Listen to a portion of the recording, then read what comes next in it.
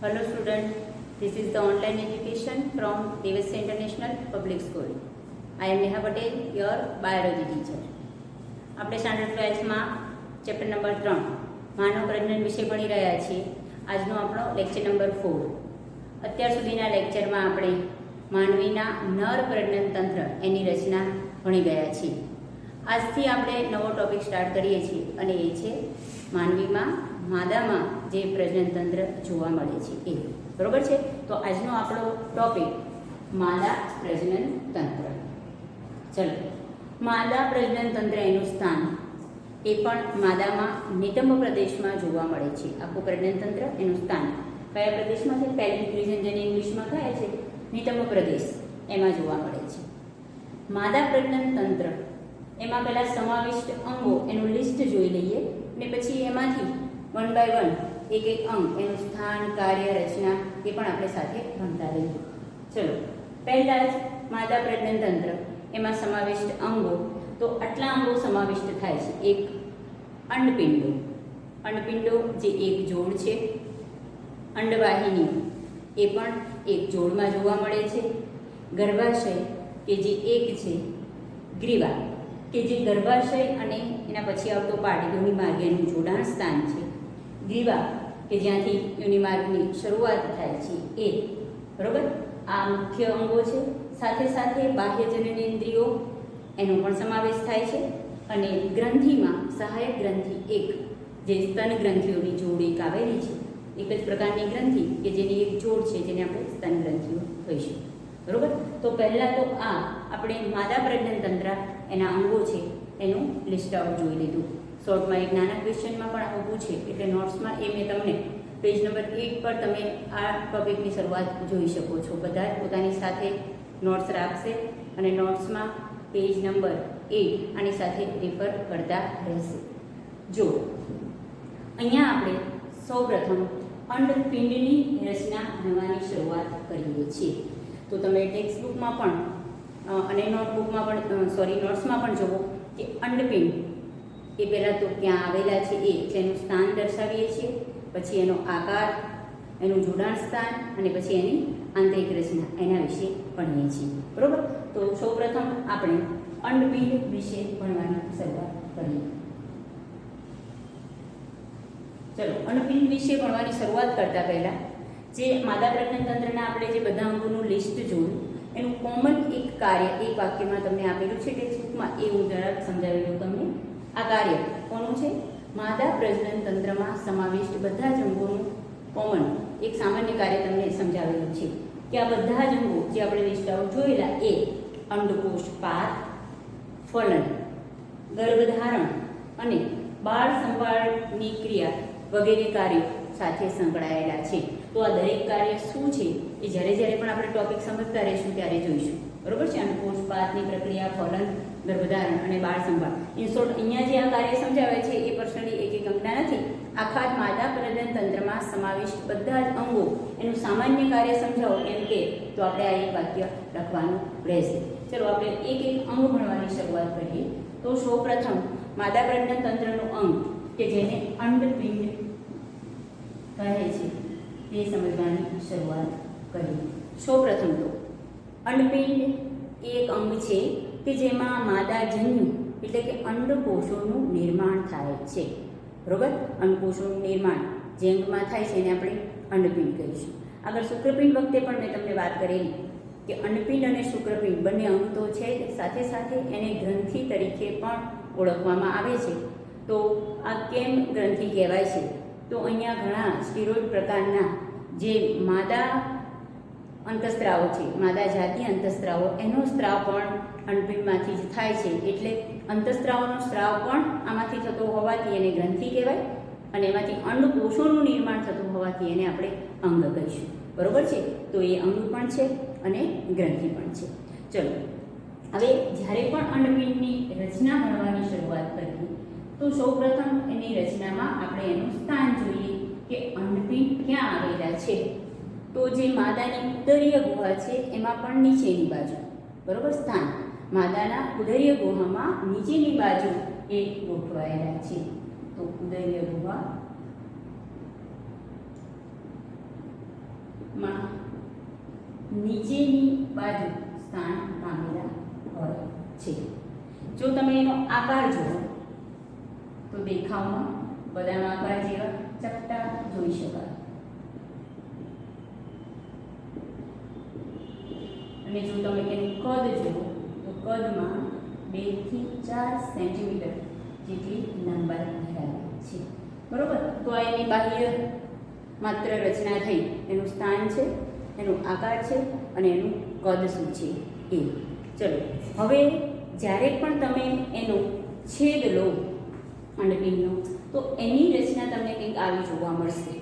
પરંતુ અહીંયા હું તમને પહેલાં માદા પ્રજનન તંત્રના અંગોમાં અંડપિંડનું સ્થાન દર્શાવું છું. આપણને ગ્રીન કલરથી જે અલગ દર્શાવેલા છે એ 2 અંડપિંડ છે. જુઓ, આ જે બદામ આકારના લંબગોળાકારની જે રચના દેખાય છે એ અંડપિંડ છે. હવે અંડપિંડ છે એ આગળ જ આપણે કીધું એમ ઉદરીય ગુહામાં આવેલું આખું પ્રજનન તંત્ર એ ઉદરીય ગુહામાં નિતંબ પ્રદેશમાં આવેલું છે.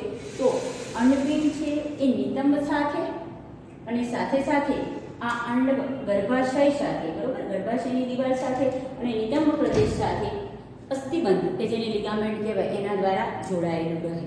સૌથી પહેલાં એનું જોડાણ સ્થાન કે અંડપિંડ એ ગર્ભાશય સાથે અને નિતંબ પ્રદેશ સાથે શેનાથી જોડાયેલું રહે છે? અસ્થિબંધ કે જે ઇંગ્લિશમાં જેને લિગામેન્ટ કહેવાય એના કારણે એનું સ્થાન ફેર થતું નથી અને ચોક્કસ સ્થાને એ જોડાયેલું રહી શકે છે. બરોબર. તો આપણે એનું સ્થાન, આકાર, કદ અને જોડાણ જોયું. બરોબર. બીજા બધા જ અંગો સાથે સાથે આપણે અહીંયા જોતા જઈએ છીએ. પરંતુ જુઓ કે જ્યારે પણ તમે કોઈ પણ એક અંડપિંડનો છેદ લો તો આ દેખાવમાં આવો લાગે છે. ધારો કે મેં આ અંડપિંડ અહીંથી દર્શાવેલું છે. બરોબર. અહીંયા દ્વારા એ આ પાર્ટથી ગર્ભાશયની દિવાલ સાથે જોડાયેલું રહે અને અહીંયા ભાગ કે જ્યાંથી એ અંડવાહિની સાથે જોડે છે આ પાર્ટ આવી રીતે અહીંયા થોડો ખુલ્લો રહે છે. બરોબર. હવે જ્યારે પણ તમે અંડપિંડનો છેદ લો છો તો તમારી ટેક્સ્ટ બુકમાં એક શબ્દ આપેલો છે કે અંડપિંડ એ પાતળા અધિછદ્ય આવરણથી આવરિત હોય. તો અહીંયા જે તમને પાર્ટને આખો જ પાર્ટ દર્શાવેલો છે એ પાતળું અધિછદ્ય આવરણ છે. હવે એની જે અધિછદ્ય આવરણ છે એ પણ 3 મુખ્ય સ્તરોનું બનેલું હોય. સૌથી બહારનું છે એ જ અધિછદ્ય આવરણ છે. એની અંદર એક સ્તર હોય કે જેને જનન અધિછદ્ય સ્તર કે, અને એની અંદર સૌથી આ રેડ કલરનું દર્શાવેલું છે એ સ્તરને ટ્યુનિકા આલ્બુજિનિયા કહે. બરોબર છે. તમને એક જ આની જ વાત કરે છે કે આખા અંડપિંડ એ અધિછદ્ય આવરણથી આવૃત હોય. એટલે બહાર જે ગ્રીન કલરનું છે એ જ દર્શાવે છે ટેક્સ્ટ બુકમાં. પણ અધિછદ્ય આવરણની અંદર જે આ સ્તર છે એ જનન અધિછદ્ય સ્તર છે અને એની પછીનું જે સ્તર આવે છે એ છે ટ્યુનિકા આલ્બુજિનિયા. ફરી આપણે જ્યારે અનુકોષ જનન જોઈશું ત્યારે પણ આ ફિગર તમને ફરીથી રિપીટ કરાવડાવીશ. બરોબર. પણ અહીંયા માત્ર અંડપિંડની જ્યારે પણ આપણે રચના અને છેદ જોઈએ છે તો આ સાથે સાથે તમને ખબર પડી જાય એટલી. ઓકે. આ મધ્યનો જે પોલાણવાળો ભાગ છે એને અંડપિંડી આધારક કહે છે. સમજો આ કોષ મધ્યનો જે પોલાણ છે અંડપિંડનું એને અંડપિંડીય આધારક કહે છે. તો તમારી ટેક્સ્ટ બુકમાં એવું કહે છે કે જે અધિછદ્ય સ્તર છે એ અંડપિંડીય આધારકને આવરે છે. ખબર પડી ગઈ? અંડપિંડીય આધારક એ કોના દ્વારા આવરતો હોય? અધિછદ્ય આવરણથી. કારણ કે સૌથી બહારનું સ્તર અધિછદ્ય આવરણ છે, પછી જનન અધિછદ્ય સ્તર અને પછી અંદરનું ટ્યુનિકા આલ્બુજિનિયા. જનન અધિછદ્ય સ્તર ખબર પડી જશે કે એ કોષો કે જેમાંથી કોષ વિભાજન થઈ અને આગળ જતા અંડકોષોનું નિર્માણ થાય. બરોબર છે. જો હવે જે અંડપિંડીય આધારક છે એ પણ 2 ભાગમાં વિભાજિત થયેલું છે. એમાં જે સૌથી આ બહારનો આ રીતે બોર્ડર રફલી કોઈ દિવાલ હોતી નથી, પણ એમના હું તમને આટલો પાર્ટ બતાવું. આખો અંડપિંડીય આધારક છે. તો આ બહારનો જે પટ્ટો પડે છે એને પરિવર્તી, જે બહારની બાજુ છે તો એ પરિવર્તી બાહ્યક ભાગ છે. અને મધ્યનો જે ભાગ છે અંદરનો કે જેને શું કહીશું? મજ્જક કહીશું. બરોબર. તો આખું જ જે અંડપિંડ એમાં મધ્યમાં આખું જ અંડપિંડીય આધારક છે, એનો પરિવર્તી ભાગ કે જેને બાહ્યક કહેવાય અને અંદરનો જે મધ્યનો ભાગ કે જેને મજ્જક અથવા મધ્યક ભાગ કહેવાય. તો આ અંડપિંડનો માત્ર આપણે આડો છેદ જોઈએ છીએ. બરોબર. અંડપિંડનું કાર્ય પણ આપણે જોઈ ગયા કે શું કરે છે? અંડકોષોનું નિર્માણ અને જે સ્ટીરોઇડ પ્રકારના ચોક્કસ માદા જાતીય અંતઃસ્ત્રાવો છે એના નિર્માણના કાર્ય સાથે પણ અંડપિંડ સંકળાયેલું છે. તો અહીંયા આપણે જે આખું માદા પ્રજનન તંત્ર છે એનું એક અંગ અંડપિંડ એના વિશે ભણીએ. બરોબર. હવે આ જે પાર્ટ છે અહીંયા આગળ જતા શું થશે કે આ જે જનનદી છેદના કોષો છે એમાંથી વિભાજન પામી કોષો બનતા જશે. એની ફરતે અંડકુટિકાનું શું થશે? નિર્માણ થશે. એટલે વિકસતી અંડકુટિકાઓ અહીંયા જોઈ શકાય છે. આગળ જ્યારે પણ અંડકોષ પાત અને કઈ રીતે અંડકોષનું નિર્માણ થાય એ ઘટના જોઈશું ત્યારે ફરિયાદ જોઈશું. માત્ર અત્યારે આને આપણે એક પ્રકારના અહીંયા બાહ્ય રચના અને આંતરિક રચનાને આધારે માદા પ્રજનન તંત્રના અંગ તરીકે આટલું અહીંયા ભણીએ છીએ. બરોબર. તો એક અંગ માદા પ્રજનન તંત્રનું આપણે સમજ્યા. નેક્સ્ટ છે એ અંડવાહિની છે. નેક્સ્ટ જે ભાગ છે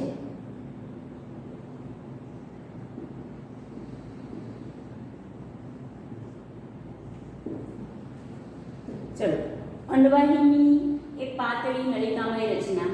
અહીંયા ફિગરમાં આ જે તમને દેખાય છે આટલો પાર્ટ એક અંડવાહિની, અહીંથી આ દેખાય છે આ બીજી અંડવાહિની. બંને બાજુની અંડવાહિની જોડાય અને ક્યાં ખુલે? ગર્ભાશય સાથે ખુલે છે. એટલે ગર્ભાશયમાં ખુલે છે. બરોબર. અહીંયા પણ એના 3 મુખ્ય ભાગ જોઈ શકાય છે. બરોબર. તો અંડવાહિની છે એ આગળ જતા જે ગર્ભાશયની નળી ગર્ભાશય સાથે જોડાશે અને ગર્ભાશયની જે નલિકા છે એ ગ્રીવા નલિકા સાથે જોડાશે. તો 3 સહાયક નલિકાઓ પણ કહી શકાય. આગળ આપણે જે રીતે માદા પ્રજનન તંત્રમાં જોયું એમ સહાયક નલિકામાં કોનો સમાવેશ થાય? તો 3. એક અંડવાહિનીનો કે પહેલા જોઈ લઈએ, બીજું જે ગર્ભાશયની નલિકા છે એનો, અને ત્રીજો જે ગ્રીવા નલિકા છે તેનો. બરોબર છે. તો આ અંડવાહિની, આ ગર્ભાશયની નલિકા, આ ગ્રીવા નલિકા અને આગળ જતા યોનિમાં. તો આ સહાયક નલિકાઓ છે. એમાંથી આપણે આ પહેલી નલિકા અંડવાહિની વિશે ભણવાનું છે. ચલો, અંડવાહિની એપ્રોક્સિમેટલી 10 થી 12 સેન્ટીમીટર જેટલી લંબાઈ ધરાવે. આપણે એક બાજુની રચના ભણીએ એવી બંને બાજુ રચના જોઈ શકાય. 10 થી 12 સેન્ટીમીટર જેટલી એ લંબાઈ ધરાવે. એ પણ જે નિતંબ પ્રદેશ છે એની સાથે અસ્થિબંધ દ્વારા શું હોય? જોડાયેલી હોય. બરોબર. અહીં એની રચનાને આધારે 3 સ્પષ્ટ ભાગ જોઈ શકાય છે. આ આખી છે અંડવાહિની જ છે.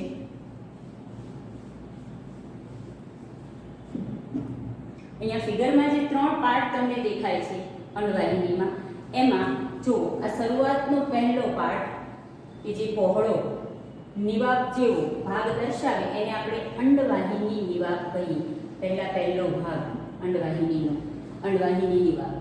અંડવાહિની નિવાક શબ્દ આગળ ઘણીવાર આપણે સમજાયેલા છે નિબંધમાં પણ. કોઈ પણ નળી એનો એક છેડો કે જે ઘનણી આકારનો હોય અને કોઈ પણ વસ્તુને ગ્રહણ કરતી રચના બનાવે તો એને આપણે નિવાક કહીશું. જો ફરી અહીં અંડવાહિની એક ફિગર તમને હાઇલાઇટ કરું છું અલગથી.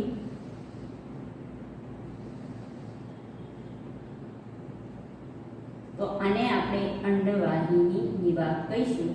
આખી અંડવાહિની છે એનો એક ભાગ કે જે ઘનણી આકારનો ભાગ છે અને અહીંયા અંડકોષમાં જે નિર્માણ પામશે એને ગ્રહણ કરવાનું કામ એ અંડવાહિનીના નિવાકના છેડે આવેલા પ્રવર્ધો, આ પ્રવર્ધો કે જેને ફિમ્બ્રી કહે છે. ફિમ્બ્રી આ રીતે પહોળા ગોઠવાયેલા હોય અને એના કારણે અહીંયા અંડકોષ પાદ એટલે કે નિર્માણ પામેલો અંડકોષ જ્યારે છૂટો પડશે ત્યારે આ ભાગ એને ગ્રહણ કરશે. બરોબર. એટલે એક છેડો ખુલ્લો જેને અંડવાહિની નિવાક કહેવાય, પહોળો વર્ણી આકારનો, એને છેડે આવેલા પ્રવર્ધો કે જેને શું કહેવાય? ફિમ્બ્રી કહે છે.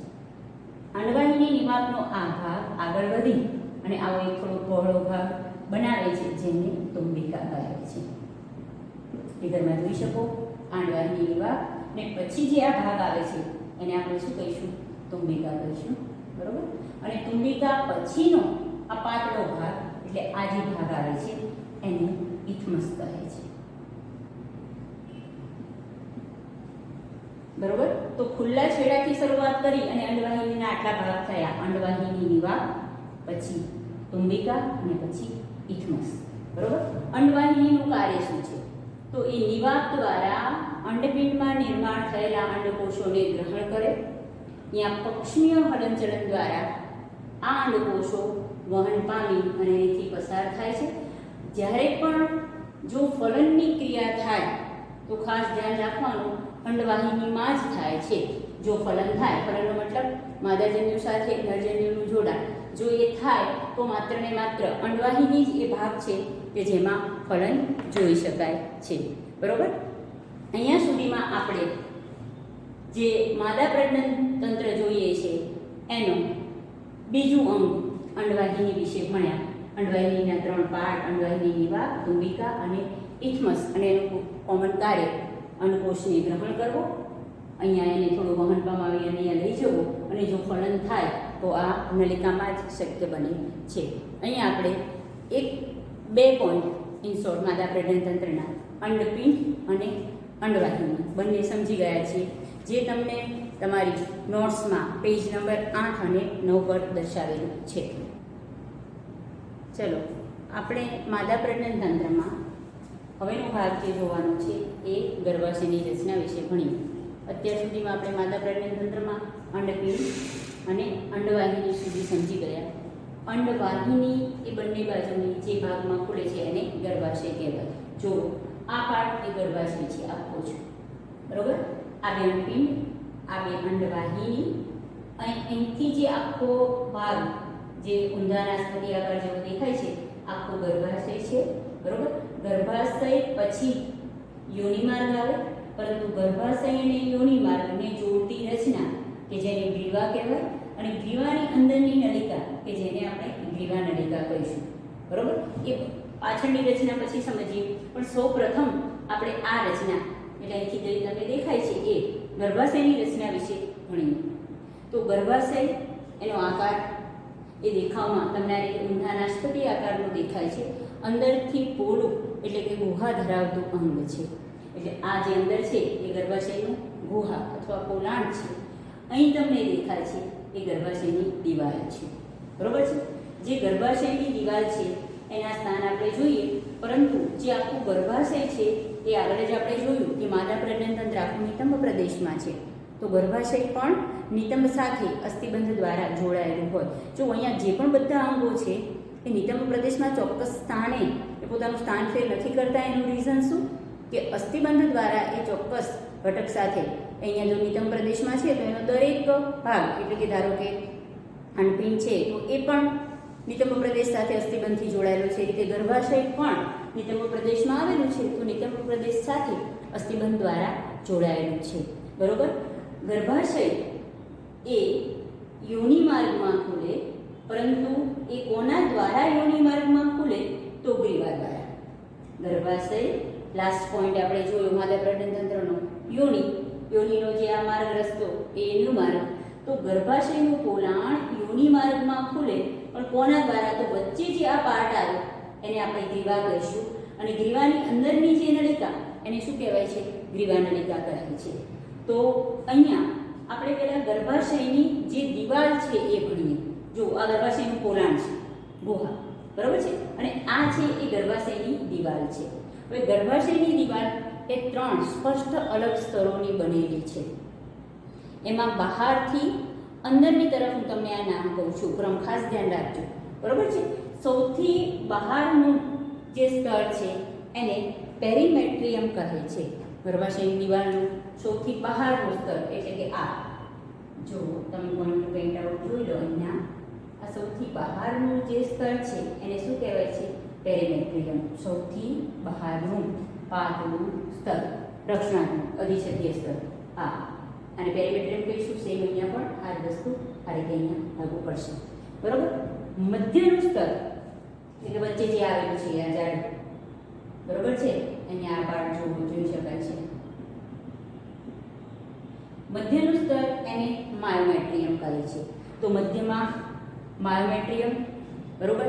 એ જાડું છે અને ખાસ અરેખિત સ્નાયુનું બનેલું છે. જાડું સ્તર છે અને શેનું બનેલું છે? અરેખિત સ્નાયુનું બનેલું છે. જ્યારે પણ જન્મ એટલે કે પ્રસૂતિની પ્રક્રિયા થાય ત્યારે જો સ્નાયુ છે એટલે તમને ખબર છે સંકોચન વિસ્તરણ થઈ શકે, એટલે ચોક્કસ પ્રકારના અંતઃસ્તરો દ્વારા આ સ્નાયુને સંદેશો મળે અને એના કારણે આ સ્નાયુઓ છે એમાં ખૂબ જ તીવ્ર સંકોચન અનુભવાય અને એના કારણે જ પ્રસૂતિની પ્રક્રિયા શક્ય બને છે. બરોબર. તો આ માયોમેટ્રિયમ મધ્યનું જાડું અરેખિત સ્નાયુ બનેલું સ્થાન, અરેખિત સ્નાયુનું બનેલું મધ્યસ્તર કે જે પ્રસૂતિની પ્રક્રિયા દરમિયાન સંકોચન અનુભવે છે, સ્નાયુને લીધે છે. ચલો, સૌથી અંદરનું સ્તર છે. બરોબર. અહીંયા તમે અંદરનું સ્તર જોઈ શકો. આ પાર્ટ જે ગ્રીવામાં દર્શાવેલું છે, આ અંદરનું સ્તર એને એન્ડોમેટ્રિયમ કહે છે. અંદરનું સ્તર. બરોબર. સૌથી પહેલા તો આ ગુહાની સૌથી બોર્ડર પર આવેલું સ્તર કયું કહેવાય? અંદરની બાજુએ એન્ડોમેટ્રિયમ. તો ગુહાનું અસ્તર બનાવતું સ્તર છે. ઘણીવાર તમને એ રીતે પણ પૂછે કે જે ગર્ભાશયની ગુહા છે એનું અસ્તર બનાવતું સૌથી અંદરનું સ્તર કયું છે? એન્ડોમેટ્રિયમ છે. બરોબર. એન્ડોમેટ્રિયમ છે એ ઘણા કાર્ય સાથે સંકળાયેલું છે. જ્યારે ઋતુચક્ર જોઈશું કે જે એક માસિક ચક્ર કહી શકાય કે જેના દરમિયાન જે બધા ફેરફારો થાય છે, તો ખાસ જો આ બંને સ્તર જે બહારના જોયા, પેરીમેટ્રિયમ અને માયોમેટ્રિયમ, એમાં કોઈ ચેન્જીસ થતો નથી, પરંતુ જે એન્ડોમેટ્રિયમ છે એમાં ઋતુચક્ર દરમિયાન એટલે કે 1 મહિનાની આખી જે પ્રક્રિયા દરમિયાન એ સતત ફેરફાર થાય.